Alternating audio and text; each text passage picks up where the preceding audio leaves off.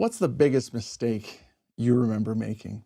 What's the worst thing you remember doing, even if you had good intentions? And how did you feel after it happened? Well, that's how Joseph Smith felt when Section 3 of the Doctrine and Covenants was given to him. Section 3 through 5 cover an episode in church history that we'll call the Lost Manuscript. This happened when Joseph Smith lost the first manuscript of the Book of Mormon, commonly known as the 116 pages. Now, to understand this, we need to understand the timeline a little bit of how the Book of Mormon was translated. In September of 1827, Joseph Smith received the plates from the angel Moroni and is able to take them home. Because persecution is so intense in the area where Joseph Smith grew up, Joseph instead decides to move to Harmony, Pennsylvania, near where his wife, Emma Smith, grew up.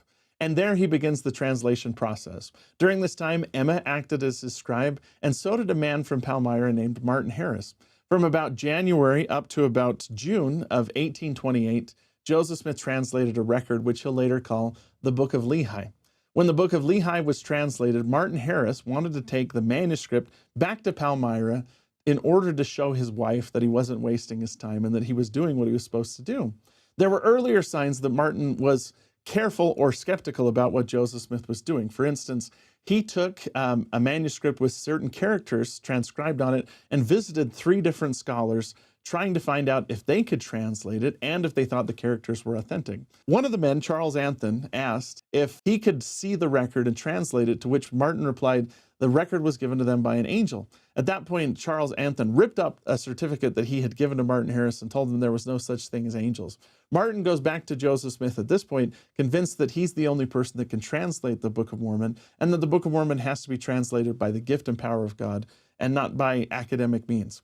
By June of 1828, they had produced a large manuscript which Martin wanted to take home to show to his wife, to prove to her that he wasn't wasting his time down in Harmony with Joseph Smith.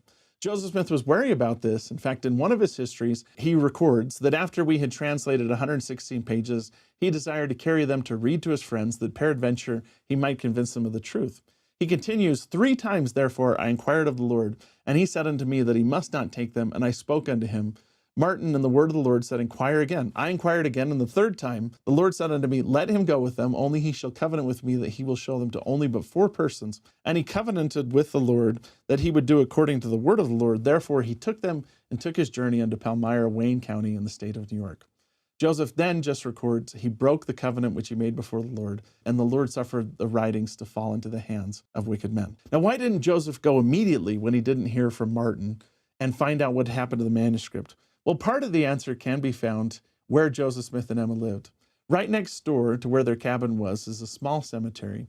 And in that cemetery can be found this headstone on the which reads, in memory of an infant son of Joseph and Emma Smith, June 15th, 1829. One of the reasons why Joseph allowed the manuscript to go into Martin's hands was because they were going to take a break, because Emma Smith was about to give birth to their first child. Unfortunately, this little boy, who was named Alvin after Joseph's deceased brother, only lived a few hours and then passed away. And not only did the baby die, but Emma Smith also almost dies. And Joseph Smith has to stay by her side, nursing her back to health.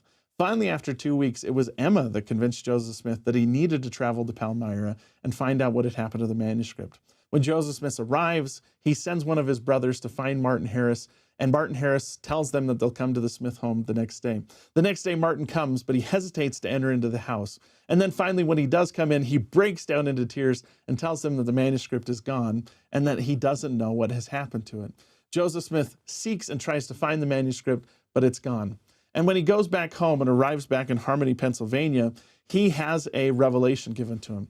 He later wrote, immediately after my return home to Harmony, I was walking out a little distance, when behold, a former heavenly messenger appeared and handed to me the Urim and Thummim, for they had been taken from me in consequence of my having wearied the Lord in asking the privilege of letting Martin Harris take the writings, which he lost by transgression. I inquired of the Lord through them and obtained the following revelation. This revelation told Joseph Smith that he had feared man more than God, and that he had made a mistake and would be chastened and could be removed from his place if he didn't repent. But it also informed Joseph Smith that the Lord had prepared a way for him to receive the material that he had lost, that Joseph was instructed not to translate the lost manuscript again, but to translate a new record, the small plates of Nephi. Now, during this time period after Joseph Smith had lost the record, he was understandably devastated, and it appears that he was hesitant to start translating again because he felt so bad over the mistake that he'd made. During this time, Joseph's father and his brother Samuel came to visit him in Harmony, Pennsylvania. Joseph's father sought a blessing from Joseph Smith, and the blessing becomes section 4 of the Doctrine and Covenants. Now, most of us are familiar with section 4, and it was given to Joseph Smith's father, intended to encourage him, but the effect it seems to have had was to encourage Joseph to pick up the pen and start translating again. Because it's shortly after this revelation is given that Joseph Smith starts to make attempts to translate the manuscript again. Shortly thereafter, Martin Harris comes down to Harmony and visits Joseph Smith again because his wife had started to make threats that she was going to launch a lawsuit against him and Joseph Smith. In response to this, Joseph Smith receives the revelation now known as Section 5 of the Doctrine and Covenants, which was intended to chasten Martin Harris for what he had done, but also encourage him to support the translation process and help them continue. So when you've made a big mistake, who do you seek solace and help from? Hopefully your friends come and talk to you. Hopefully your loved ones come over and put their arm around you and say that you're doing okay. And through their encouragement to you, sometimes you gain the strength and the fortitude to pick the pieces up and continue moving on. Joseph Smith not only picked up the pieces, in a few weeks he met Oliver Cowdery, who would become the scribe for most of the rest of the translation of the Book of Mormon. Joseph's family encouraged him to start translating again, and then the revelation in section 5 that he gives to Martin encourages everybody to pick up the pieces and move on, and eventually they complete the work and give us the scriptural record that we have today, known as the Book of Mormon.